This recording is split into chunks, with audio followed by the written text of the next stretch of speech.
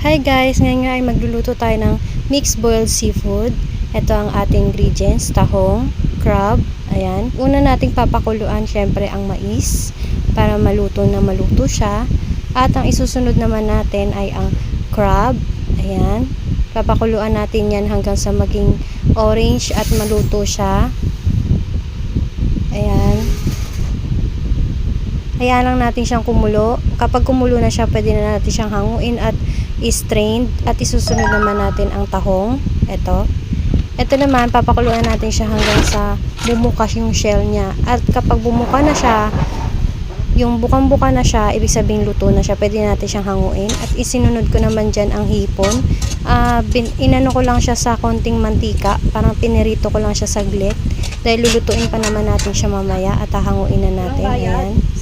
At naglagay na rin ako ng butter. Sinunod ko ang bawang.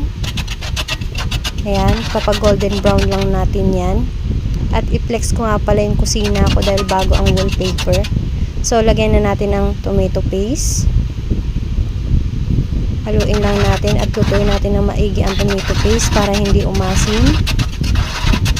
Ayan. Susunod naman natin dyan. Ilagay ay ang oyster sauce. Ayan, dalawa yung nilagay ko. Nasa sa inyo kung ilan yung ilalagay nyo, pero ako kasi dalawa yung nilalagay ko.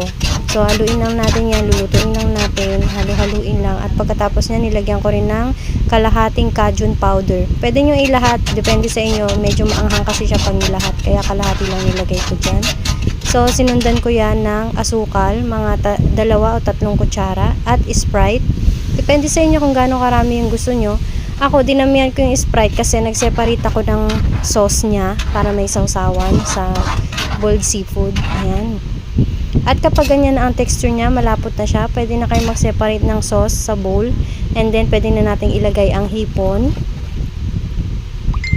ang tahong. Yung tahong, tinanggal ko lang yung kalahating shell niya. Ayan.